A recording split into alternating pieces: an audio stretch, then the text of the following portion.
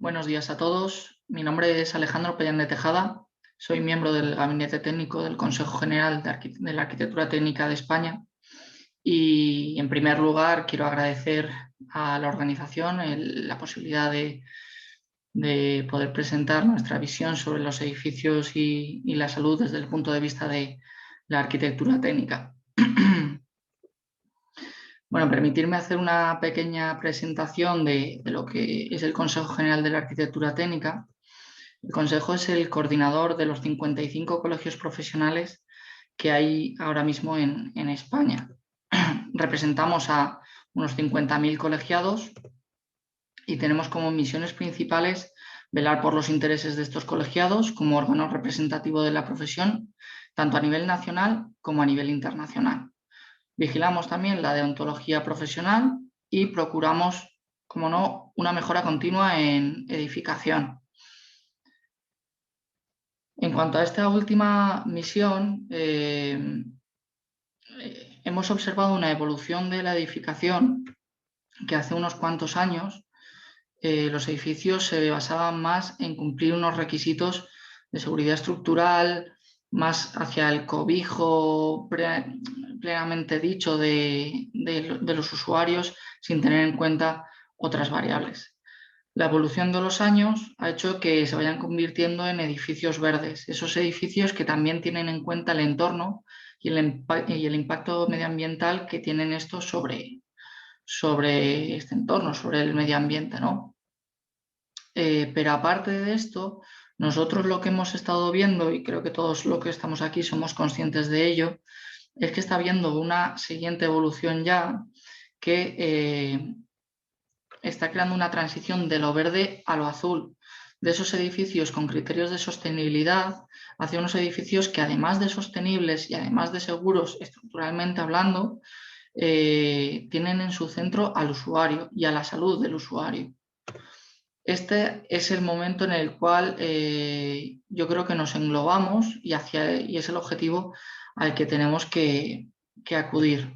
Esto hemos visto que se ha dado por varias razones. Está habiendo un cambio en el usuario que está queriendo ser mucho más partícipe de los edificios donde sabemos que pasan más del 85% de su tiempo. Eso le está creando la obligación de tener la necesidad de conocer su entorno, de conocer en qué lugares está trabajando, en qué lugares está habitando, qué lugares están sus hijos estudiando, como puede ser el caso de los centros educativos, y él mismo se está considerando el centro del edificio. Obviamente esto tenemos que tenerlo en cuenta. Pero este cambio del usuario no servirá de mucho si no lo aprovechamos. Debemos realizar un cambio acorde a lo que está sintiendo el usuario y que sea completo, igualitario y aprovechando las sinergias que hay entre las distintas evoluciones de la edificación.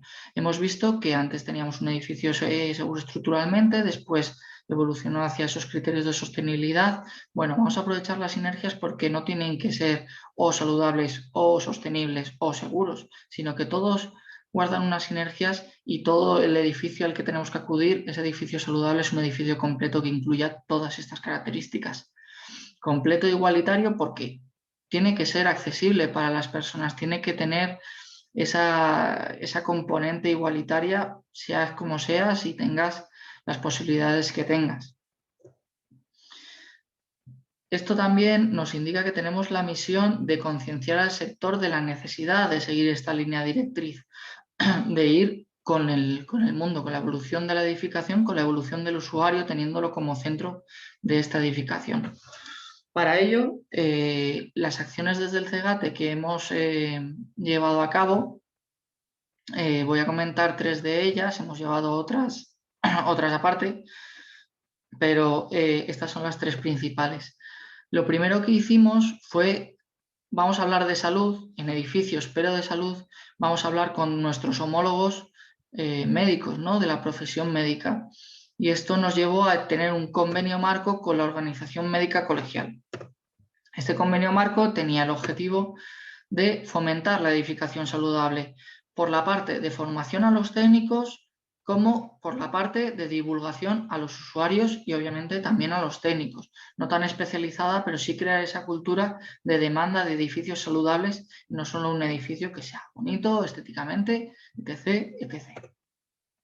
La primera iniciativa que surgió de este convenio marco fue la guía que os voy a presentar ahora, una guía divulgativa enfocada al usuario que llamamos Guía de las 7 llaves. Este primer acercamiento, como os he dicho, tenía ese carácter menos técnico y más enfocado al usuario.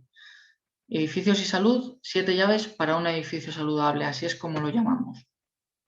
Pero cuando nos pusimos a escribirlo pensamos, ¿por dónde empiezo? Empezaron los diálogos entre la organización médica colegial, especialistas también en edificación y salud con los que nosotros pudimos participar, y creamos una serie de áreas, ¿no? De áreas a describir de estas 7 llaves, entre las que se encontraban el bienestar térmico, la calidad del aire, como no podía ser de otra manera, los productos saludables, la protección frente al ruido, la iluminación, la accesibilidad y la calidad del agua. Estas 7 eran las 7 principales que nosotros entendimos que tenían que estar en cualquier edificio que se quiera llamar saludable. Pero claro, también éramos conscientes de que había otras como podía ser esa influencia del electromagnetismo en nosotros, esa localización del edificio y su entorno, qué servicios tiene, servicios de transporte, servicios educativos, servicios de sanidad. También qué productos utilizamos en casa, porque sabemos que están relacionados directamente con la calidad del aire que nosotros tenemos en nuestras viviendas, y también posibles apariciones de plagas por posibles patologías que hay en casas, sobre todo más antiguas, patologías de humedad en las que proliferan este tipo de organismos y que pueden suponer un agravio para nuestra salud. Cuando ya la terminamos, obviamente empezamos a difundirla y quisimos hacerlo para que llegase a la máxima cantidad de gente posible. Esto es, la hicimos gratuita en su versión digital y accesible libremente.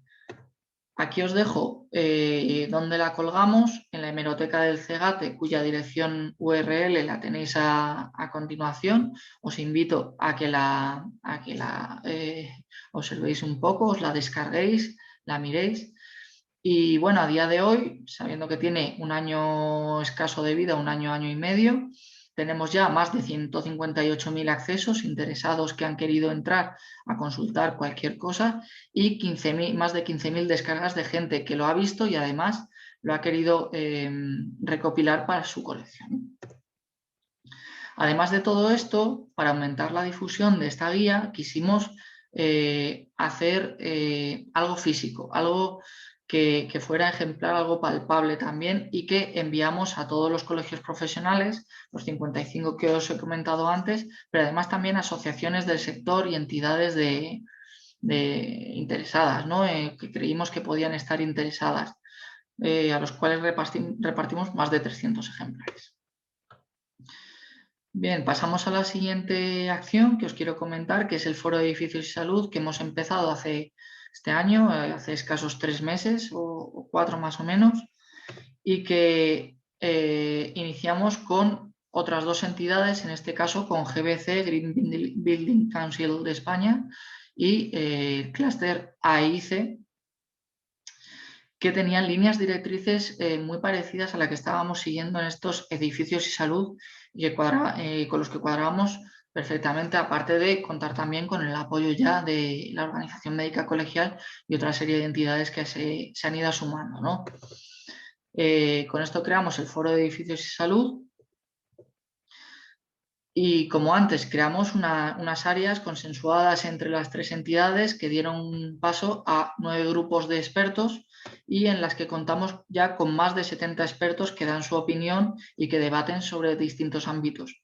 Estos ámbitos son el bienestar hidrotérmico, la calidad del aire y salubridad, los materiales, el confort acústico, la tipología del edificio, la iluminación saludable, claro, ergonomía, movilidad y accesibilidad, lo cual es muy importante, calidad del agua y electroclima. Como os comentaba antes, con el tema del electromagnetismo también tenemos un grupo que está estudiando cómo influye en las personas, que están dentro de los edificios. Como veis un poco, están basadas en la guía de 7 llaves, pero hemos querido ir un poquito más allá y hemos puesto algunos apellidos, como en accesibilidad, al que incluimos ergonomía y movilidad. Hemos incluido otras áreas, tipología, porque quisimos que las demás áreas fueran un poco más genéricas y después aterrizar todo en un apartado de tipología que dijese cuáles son las especificaciones de cada uno de sus usos, uso educativo, uso sanitario, etc., etc., porque dependiendo de estos usos dependería también el usuario. Bien, como objetivo, como os he comentado, el objetivo que nos marcamos las tres entidades fue el de reunir a todos los expertos posibles en un foro de discusión sobre temas que afecten a la edificación saludable y del cual pudiésemos sacar unas conclusiones. Pero no solo expertos en la edificación, sino también expertos sanitarios. Así tenemos expertos químicos, expertos farmacéuticos, médicos. Bueno, tenemos un montón de personas que son de otras disciplinas que no están relacionadas con la edificación ni mucho menos, pero que aportan un mayor valor a estos foros de debate y que aportan muchísimo conocimiento que desde el sector de la edificación no tenemos. La parte más física, la parte más palpable de este foro de edificios y salud es la creación de un documento compendio de todas las áreas, de todas las conclusiones de los debates que hay en cada una de las áreas. Esto crearemos un documento que sí que hemos querido que sea un poco más técnico. La parte de usuario y más divulgativa la teníamos con la guía de 7 llaves. Con este documento hemos querido ser más técnicos, en el cual incluimos un estado actual de cómo está el área, una metodología y unos criterios y unos indicadores de salud para las viviendas o para los espacios que quieras tú medir como técnico y puedas decir este espacio es saludable o no es saludable, y una serie de soluciones que proponemos para conseguir esos edificios saludables. Y vista el futuro que nos espera en el sector de la edificación, también muy enfocado a la parte de rehabilitación, que no solo tiene que ser energética, sino que tiene que también ser saludable. Bueno, este documento creemos que podemos tenerlo ya preparado en septiembre. Ahora mismo los grupos ya han finalizado prácticamente sus reuniones, sus foros de debate, y los coordinadores de cada uno de los grupos ya están preparando los documentos de cada una de las áreas. Bueno, después de esto tendremos una homogeneización del documento y creemos que posiblemente en septiembre, con las mismas características que el anterior documento, de forma gratuita en su versión digital y libremente accesible, podemos presentarlo en septiembre. Y por último, queríamos presentaros un estudio de calidad del aire que estamos haciendo en viviendas. Este estudio de calidad del aire tiene como objetivo principal el obtener datos reales de las viviendas, no solo aquellos que podamos recopilar de simulaciones con programas de diseño, como los hay, como también los hemos hecho, pero queríamos ir un paso más allá, queríamos medir in situ, medir qué concentraciones de CO2, que está relacionado directamente con las tasas de ventilación de un espacio, tiene cada persona en sus viviendas. Bueno, hemos llegado a una recopilación de datos en 26 viviendas que están alrededor de toda la geografía española, tanto en el norte, en el este, en el oeste, la zona centro y la zona sur de España. En cuanto al muestreo, utilizamos unos equipos de la marca PCE y que monitorizan durante 9 días y nos aportan datos cada 3 minutos de los valores tanto de CO2 como de temperatura, como de humedad relativa y de PM2,5. Estos dos medidores, uno estaba colocado en el salón y otro estaba colocado en el dormitorio por ser los espacios que más trajín o que preveíamos que más altas concentraciones podían tener. Aparte de los datos, damos una ficha de datos, rellenamos una ficha de datos por parte del técnico, en el cual se incluyen datos del edificio, como puede ser el año de construcción o la zona climática, datos personales que incluyen pues, si hay patologías respiratorias o si tiene pues, más edad, son mayores o son de menor edad. Y también muy importante, preguntamos por los hábitos de uso, si duermen, por ejemplo, con la puerta cerrada, que a posteriori se ha demostrado que es un indicador muy relacionado con altas concentraciones, o el hábito que tienen de ventilación y clima, si abren mucho las ventanas para estar más frescos, si abren más la calefacción, utilizan más la calefacción o menos. Bueno, el estado actual ahora mismo de este estudio, estamos en la fase de análisis de datos, ya tenemos todos recopilados y esperamos que en los próximos meses también podamos aportar un informe, un documento abierto con los datos tratados. Bueno, aquí os dejo dos gráficas, como lo estamos dividiendo con una gráfica semanal. Primera, esto es de un cuarto individual de una niña, ¿vale? De una vivienda normal y corriente, y que, como vemos, tenía concentraciones en ciertos días, ciertas noches, durante 6-7 horas, de unas 4.000 partes por millón de CO2. Hay que fijarse en que esto solo era en ciertos momentos, ¿no? En ciertas noches. Al preguntarle eran noches que había cerrado la puerta, con lo cual está totalmente relacionado. Establecimos varios niveles. Por debajo de 1.000 es saludable, entre 1.000 y 2.000 es, bueno, ya no saludable, no podemos considerarlo como saludable. Entre 2.000 y 3.000 es preocupante, 3.000 y 5.000 ya empieza a ser muy preocupante y por encima de 5.000 entendemos que hay un riesgo grave para la salud. En cuanto a la gráfica vista de forma diaria, vemos perfectamente estos 2 días en los que durmió con la puerta cerrada, que va subiendo la concentración y que cuando se levanta y abre la ventana y abre la persiana y la puerta, se crea un salto y bajamos otra vez a niveles más saludables de CO2. Esperamos aportaros más datos en los siguientes meses. Y nada, muchísimas gracias por vuestra atención, por la invitación. Espero no haberme pasado mucho del tiempo. Os dejo mi correo por si queréis contactar con nosotros para cualquier tema en los que os podamos ayudar. Nada, muchas gracias. Muy buena jornada.